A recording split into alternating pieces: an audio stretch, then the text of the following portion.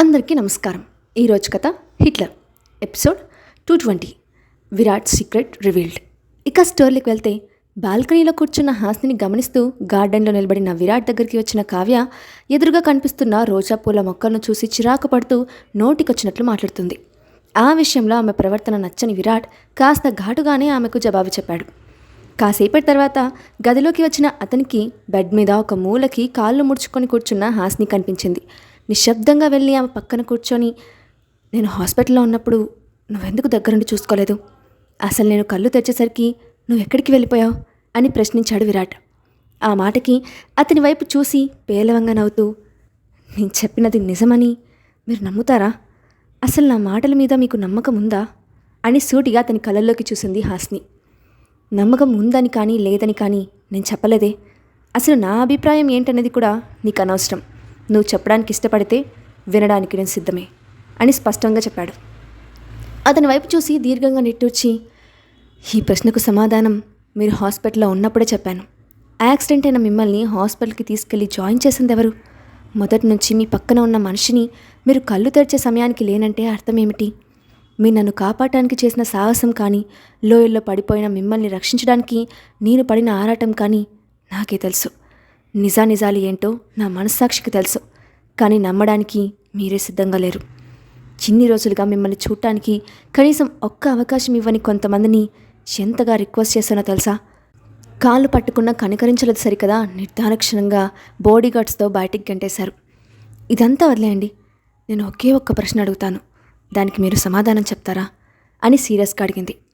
అతను అడగమన్నట్లు తలాడించడంతో, నాకు మీ విషయంలో బాధ్యత లేదని, నా సుఖం నేను చూసుకున్నానని, హాస్పిటల్లో ఉన్న మిమ్మల్ని కనీసం పట్టించుకోలేదని మీ ఉద్దేశం కదా? అలాంటప్పుడు 3rd ఫ్లోర్లో ఉన్న రూమ్కి పైపులు పట్టుకొని పైకెక్కి మరీ రావాల్సిన అవసరం నాకేముంది? అలా చేయడం నా ప్రాణాలకి ప్రమాదం కదా? నా స్వార్థం నేను చూసుకునే మనిషినైతే నన్ను నేను రిస్క్లో ఎందుకు పెట్టుకుంటాను అని ప్రశ్నించింది హాస్ని. ఆమె అడిగిన ప్రశ్న నిజమే కావడంతో ఏమని సమాధానం చెప్పాలో తెలియక ఆలోచనలో ఉండిపోయాడు విరాట్. అతని మౌనాన్ని ఎలా అర్థం చేసుకోవాలో తెలియని హాస్ని నెమ్మదిగా అతని చేతిని తన చేతిలోకి తీసుకొని గట్టిగా పట్టుకొని, ఇన్ని రోజులుగా మన మధ్య ఎన్ని సమస్యలు వచ్చినా మీరు నన్ను ఇలాగే కాపాడుకుంటూ వచ్చారు. కానీ 3వ వ్యక్తిని మన మధ్య రానివ్వలేదు. అలాంటిది ఆపరేషన్ తర్వాత మీలో చాలా మార్పు వచ్చింది. ఒకప్పుడు నచ్చని వ్యక్తులందరినీ ఇప్పుడు నెత్తిన పెట్టుకుంటున్నారు. ప్రాణంగా ప్రేమించిన నన్ను బాధ పెడుతున్నారు. ఇలా ఎందుకు చేస్తున్నారు? అసలు అర్థం కావట్లేదు. నా వల్ల ఏదైనా తప్పు జరిగిందంటే ఐఎమ్ రియల్లీ సారీ. దయచేసి మన మధ్య దూరాన్ని పెంచొద్దు అని ఎమోషనల్గా చెప్పింది. అయితే హాస్ని తన చేతిని పట్టుకున్న మరుక్షణం అతని శరీరంలో ప్రకంపనలు మొదలయ్యాయి. ఏదో తెలియని ఫీలింగ్ మనసుని కమ్మేస్తూ ఉంటే ఆమె చెప్పిన మాటలు మౌనంగా వింటూ ఉండిపోయాడు. గతం గుర్తు చేసుకోవడానికి ఎంతగా ప్రయత్నించినప్పటికీ అతని స్మృతిలో కేవలం తాను పట్టుకున్న కావ్యం రూపం మాత్రమే వెళ్ళింది. ఆ ఒక్క ఇన్సిడెంట్ తప్ప ఆమె గురించి మరొక జ్ఞాపకము అతనికి లేదు. ఇక హాస్ని విషయానికి వస్తే ఆమెతో కనీసం ఒక్క జ్ఞాపకం కూడా అతనికి గుర్తుకు రాలేదు. ఆమె స్పర్శ అతనికి ఇష్టం ఉన్నట్లు శరీరం స్పందిస్తూ ఉంటే మరింత సందేహానికి లోనయ్యాడు. ప్రతిరోజు మనసుకి మెదడుకి మధ్య జరిగే సంఘర్షణలో అతను మానసికంగా అలసిపోతున్నాడు. అతని ఆలోచనలో ఉండగానే తలుపులు చప్పుడైంది.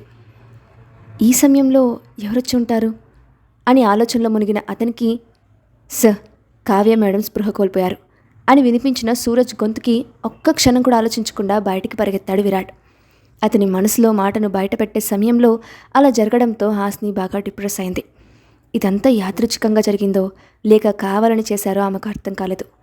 తెలియని నిస్పృహ మనసుని ఆవహిస్తూ ఉంటే మోకాళ్ళ మీద తల పట్టుకొని మౌనంగా ఉండిపోయింది. విరాట్ గదిలోకి వెళ్ళేసరికి బెడ్ మీద స్పృహలో లేని కావ్య కనిపించింది. వెంటనే ఆమె ముఖం మీద నీళ్లు చల్లి తెలివిలోకి రప్పించే ప్రయత్నం చేశాడు. ఇక్కడ విరాట్కి తెలియని విషయం ఏంటంటే, అతని కోసం హాస్ని గదికి వచ్చిన కావ్య బయట నుండి వాళ్ళ మాటలు విని అతను కన్విన్స్ అయిపోతాడేమో అన్న భయంతో కావాలని సూరజ్ చూస్తుండగానే కళ్ళు తిరిగి పడిపోయినట్లు నటించింది. ఆమె కోరుకున్న విధంగానే సూరజ్ ఆమెను చూడటం, సరిత సహాయంతో బెడ్ మీద పడుకోబెట్టడం, విరాట్ని పిలవటం క్షణంలో జరిగిపోయాయి. విరాట్ గదిలోకి రావడం గమనించి నటులను జీవించింది కావ్య. అది యాక్టింగ్ అని కనిపెట్టాలని విరాట్ ఆమె గురించి కంగారు పడుతూ ఉంటే లోపలే ఎంజాయ్ చేసింది. కాసేపటి తర్వాత అక్కడికి వచ్చిన డాక్టర్ ఆమెను చెక్ చేసి ఒత్తిడి వల్ల స్పృహ తప్పిందని, ఇంజెక్షన్ చేసి 1 గంటలో స్పృహలోకి వస్తుందని జాగ్రత్తగా చూసుకోమని చెప్పి వెళ్ళిపోయింది. కనీసం వచ్చిన డాక్టర్ కూడా తన నటనని కనిపెట్టలేకపోయిందని గర్వంగా ఫీల్ అవుతూ ఇంజెక్షన్ వల్ల కలిగిన మత్తుకి నిజంగానే నిద్రలోకి జారుకుంది కావ్య. సరిగ్గా గంట తర్వాత నిద్రలేచిన కావ్య మత్తుగా కళ్ళు తెరుస్తూ పక్కనున్న అతన్ని చూసి, వెరీ సారీ విరాట్, నా వల్ల నీకు ఇబ్బంది కలుగుతోంది. రెస్ట్ తీసుకోవాల్సిన సమయంలో నన్ను కనిపెట్టుకొని ఉండాల్సి వస్తోంది అని దిగులుగా నటిస్తూ అతని భుజం మీద తలవాల్చింది. ఇట్స్ ఓకే, ఎందుకని నువ్వు మాట మాటకి కళ్ళు తిరిగి పడిపోతున్నావు? అసలు నీ ప్రాబ్లం ఏంటి అని అడిగిన విరాట్ దగ్గర సింపతి కొట్టేయడానికి, అంతా నా తలరాత. పుట్టిన దగ్గర నుంచి ఈ సమస్య నన్ను వెంటాడుతోంది. అందరూ హాయిగా ఆడుతూ పాడుతూ ఉంటే నేనెందుకు ఆరోగ్యంతో బాధపడుతున్నానో తెలియక నాలో నేనే సతమతమయ్యాను. క్షణక్షణానికి మారిపోయే నా ఆరోగ్యం గురించి ఇంట్లో వాళ్ళందరికీ తెలుసు. కానీ నువ్వు అలా మంచం మీద ఉంటే తట్టుకోలేక నిన్ను చూడ్డానికి ఇక్కడికి వచ్చాను. నువ్వు పక్కన ఉంటే నా ఆరోగ్యం దానంతటా అదే తగ్గుతుంది, నా శరీరానికి తెలియని శక్తి వస్తుంది అని ఇండైరెక్ట్గా అతన్ని తన పక్కనే ఉండమని చెప్పింది కావ్య. కానీ ఆమె అంచనాలను తలకిందులు చేస్తూ, ప్రాబ్లం ఇంత సీరియస్గా ఉన్నప్పుడు మీ ఇంటికి వెళ్ళిపోవచ్చు కదా, ఇక్కడ ఎందుకున్నావు? ఇక్కడ నన్ను చూసుకోవడానికి చాలామంది ఉన్నారు. మార్నింగ్ నువ్వు మీ ఇంటికి వెళ్ళిపో, ప్రాపర్ రెస్ట్ ఉంటుంది అని సింపుల్గా చెప్పాడు విరాట్. ఆ మాటకి షాక్ అవ్వడం కావ్యవంతైంది. అర్ధరాత్రి గదిలోకి వచ్చిన విరాట్కి బెడ్ మీద కూర్చొని శూన్యంలోకి చూస్తూ ఉన్న హాస్ని కనిపించింది. ఇప్పటి వరకు పడుకోకుండా ఏం చేస్తున్నావు అని అడిగిన అతని స్పర్శకు తల తిప్పి చూసి మరో నిమిషం తన ఆలోచనలో మునిగిపోయింది. తన ప్రశ్నకు సమాధానం చెప్పని ఆమెను కోపంగా చూస్తూ, ఎందుకంత సైలెంట్గా ఉన్నావు? చెప్పడానికి మాటలు రావట్లేదా? నీ గదిలోకి రావడం ఇష్టం లేదా అని సూటిగా అడిగాడు. మీకోసం ఎదురు చూస్తున్నానని చెప్తే మీరు నమ్ముతారా? లేదు కదా, అందుకే సైలెంట్గా ఉంటున్నాను. ప్రతి క్షణం మీ పక్కన ఉండటానికి తప్పించిపోయే నేను మిమ్మల్ని రావద్దని ఎందుకంటాను? ఇప్పుడు మీ ప్రయారిటీస్ మారిపోయాయని నేను మారలేను కదా. మీరు నా పక్కన లేని రోజు నేను బ్రతికిన శవంతో సమానం, ఆ విషయం గుర్తుపెట్టుకోండి అని సీరియస్గా చెప్పింది. నా దృష్టిలో మంచి అవ్వడం కోసం ఇలా మాట్లాడుతున్నావా? చివరెన్ని ప్రయత్నాలు చేసినా నా అభిప్రాయాలు మారవు. నా మీద నీకున్నది నిజమైన ప్రేమ అయితే నా దగ్గరికి రాకుండా నిన్ను ఎవరూ ఆపలేరు. నువ్వు అలా ప్రయత్నాలు చేసి ఉంటే ఖచ్చితంగా నీకు అవకాశం దొరికేది, అంతేకాని దొంగచాటుగా రావాల్సిన అవసరం వచ్చేది కాదు. పైగా నేను ప్యాలెస్కి వచ్చిన రోజు నువ్వు కంపెనీకి వెళ్ళిపోయావు. నేనంటే నీకు ఎంత ముఖ్యమో ఆ ఒక్క ఇన్సిడెంట్తో తెలిసిపోతుంది కదా. ఎలాంటి కఠినమైన పరిస్థితులు ఎదురైనా నా చెయ్యి వదలకపోవడమే నిజమైన ప్రేమంటే. ఆ నమ్మకాన్ని నువ్వు కలిగించలేకపోయావు అని ఒక మాట మాట్లాడడానికి ఏమీ లేదన్నట్టు సైలెంట్గా పడుకుండిపోయాడు విరాట్. తన మాటలు నమ్మే పరిస్థితుల్లో అతను లేడని అర్థమైన హాస్ని నిర్ణయాన్ని కాలానికి వదిలేసి మౌనంగా అతని గుండెల మీద తల పెట్టుకొని నిద్రపోయింది. రోజులు గడుస్తున్న కొద్దీ అతనిలో మార్పు రాకపోగా కావ్య వేసే ఎత్తుల వల్ల ఆ ఇద్దరి మధ్య మరిన్ని సమస్యలు పుట్టుకొచ్చాయి.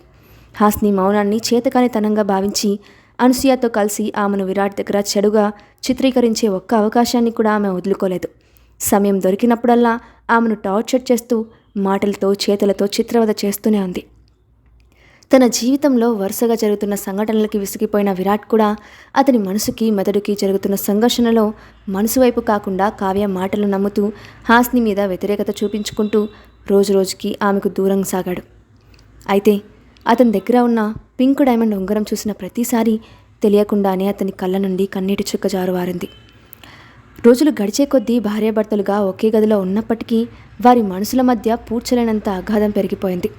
పరిస్థితులు తన చేయి జారిపోతూ ఉంటే సరిదిద్దుకునే మార్గం కనిపించక తలడిల్లుతున్న హాస్ని తనకు తానే ధైర్యం చెప్పుకుంటూ కుదిరినప్పుడు కావ్యకు ఘాటుగా జవాబు ఇస్తూ మొండిగా బ్రతుకుతోంది. ఒకరోజు ఉదయమే ఆఫీస్కి వెళ్ళడానికి రెడీ అయిన విరాట్ని చూసి, మీ ఆరోగ్యం ఇంకా పూర్తిగా సర్దుకోలేదు, ఇంకొన్ని రోజులు రెస్ట్ తీసుకుంటే మంచిది కదా అని బాధగా అడిగింది హాస్ని. ఎప్పుడేం చేయాలో నాకు తెలుసు, నీ లిమిట్స్లో నువ్వుంటే మంచిది అని సీరియస్గా చెప్పి బయటికి నడవబోయిన విరాట్ని పట్టుకొని ఆపి, నేను తప్పు చేశానని నా మీద ఇంత శత్రుత్వం పెంచుకుంటున్నారు? నా విషయంలో మీరు ప్రవర్తిస్తున్న విధానం తప్పని ఒక్కసారి కూడా మీ మనస్సాక్షి చెప్పలేదా? రాను రాను ఎందుకు ఇలా మారిపోతున్నారు? ఈ మెంటల్ టార్చర్ నేను తట్టుకోలేకపోతున్నాను. ఈరోజు మీరు నా ప్రశ్నకు సమాధానం చెప్పి తీరాలి అని ఆవేదనతో అతని కోట్ పట్టుకొని అడిగింది. నీకు సమాధానం చెప్పాల్సిన అవసరం నాకు లేదు. నటనకి నిజానికి తేడా తెలుసుకోలేనంత మూర్ఖుని కాదు అని ఆమెను వెనక్కి తోసి కోపంగా బయటికి వెళ్ళిపోయాడు విరాట్. అతని తోసిన ఫోర్స్కి కింద పడిపోయిన హాస్ని పైకి లేవబోయిన సమయంలో ఆమె చేతికి ఏదో తగలడంతో తీసి చూసింది. ఆమెకు పింక్ డైమండ్ ఉంగరం కనిపించింది. ఈ రింగ్ హాస్పిటల్లో నేను విరాట్ గారి దిండు కింద పెట్టాను కదా, ఇక్కడికి ఎలా వచ్చింది? అంటే ఆయన కోట్ పాకెట్లో ఉందా? నేను పట్టుకున్నప్పుడు పడిపోయిందా అని తనకు తానే ప్రశ్నలు వేసుకుంటూ సడన్గా ఆగిపోయింది. అవును, ఆయన కళ్ళు తెరిచేసరికి నేను వచ్చినట్లు తెలియాలని కదా ఉంగరాన్ని దిండు కింద పెట్టాను. ఇన్ని రోజులుగా ఆయన దగ్గరే పెట్టుకొని నేను రాలేదని ఎందుకు నిందించారు? ఎందుకు కోపం పెంచుకున్నారు? నన్ను ఎందుకు నమ్మడం మానేశారు? హాస్పిటల్లో జాయిన్ చేసినప్పుడు కూడా నాతో బాగానే మాట్లాడారు. ఆపరేషన్ థియేటర్కి వెళ్ళడంతోనే కథ మారిపోయింది. కళ్ళు తెరిచిన దగ్గర నుండి ఆయన ప్రవర్తన మారిపోయింది. నన్ను ఒక స్ట్రేంజర్లా చూస్తున్నారు అని అప్పటి వరకు జరిగిందంతా గుర్తు చేసుకున్న ఆమెలో కొత్త అనుమానం మొదలైంది. నో, అలా జరగడానికి వీల్లేదు. నా అనుమానం ఎప్పటికీ నిజం కాకూడదు. ఇప్పుడు ఆయనతో మాట్లాడి విషయం తెలుసుకుంటాను అని వేగంగా బయటకు పరిగెత్తింది. మెయిన్ ఎంట్రన్స్ దాక్కుంటూ తనను ఎవరో పిలుస్తున్నట్టు అనిపించడంతో వెనక్కి తిరిగిన అతనికి తన వైపే పరిగెత్తుకుంటూ వస్తున్న హాస్ని కనిపించింది. ఆమెను అయోమయంగా చూస్తూ, నన్నెందుకు పిలిచావు? ఎందుకంత కంగారుగా పరిగెత్తుతున్నావు అని అడిగాడు విరాట్. అతను అడిగిన దానికి సమాధానం చెప్పకుండా, ఈ రింగ్ మీ దగ్గరికి ఎలా వచ్చింది అని చేతిలో ఉన్న రింగ్ అతనికి చూపిస్తూ తడబడుతున్న గొంతుతో అడిగింది హాస్ని. అది చూడటంతోనే, నా వస్తువు నీ దగ్గరికి ఎలా వచ్చింది? నువ్వెందుకు తీసుకున్నావు? నా వస్తువులను టచ్ చేసే రైట్ నీకు ఎవరిచ్చారు అని అడుగుతూ ఆమె నుండి ఫోర్స్గా లాక్కున్నాడు విరాట్. విరాట్ ప్రవర్తనకి హాస్ని షాక్ అయిపోయింది. పెళ్ళైన కొత్తలో తను వద్దంటున్నా బలవంతంగా తన చేతికి పెట్టి ఎప్పటికీ తీయడానికి వీల్లేదని వరమిచ్చి ఉంగరం గురించి అతను కొత్తగా మాట్లాడుతూ ఉంటే ఆమెకు అస్సలు అర్థం కాలేదు. గొడవ జరిగిన ప్రతిసారి తను తీసి వచ్చేస్తూ ఉందని కోపంతో తీయడానికి వీలు కానంత టైట్గా తన వేలికి తొడిగిన అతను ఇప్పుడు కోపాడుతూ ఉంటే ఎలా స్పందించాలో తెలియలేదు. ఆఖరికి యాక్సిడెంట్ జరగడానికి ముందు విలేజ్లో ఆ ఉంగరాన్ని తన చేతికి పెడుతూ అతను చెప్పిన మాటలు ఆమె మనసులో మెదులుతూ ఉంటే వణుకుతున్న శరీరంతో తడారిపోయిన గొంతుతో, ఈ రింగ్ ఎవరితో మీకు తెలుసా అని భయంగా అడిగింది హాస్ని. అదే సమయంలో అక్కడికి వచ్చిన కావ్య వీళ్ళ డిస్కషన్ మొత్తం విని అతని చేతిలో ఉన్న ఉంగరం చూసి, ఈ రింగ్ ఎవరిది విరాట్? నీ దగ్గరికి ఎలా వచ్చింది అని అయోమయంగా చూసింది. ఇన్ని రోజులుగా ఆ ఉంగరం తనకు బాగా కావాల్సిన వాళ్ళది అని నమ్మి భద్రంగా దాచిన విరాట్కు ఆమె మాట్లాడిన మాటలతో అది తనది కాదు అని క్లారిటీ వచ్చేసింది.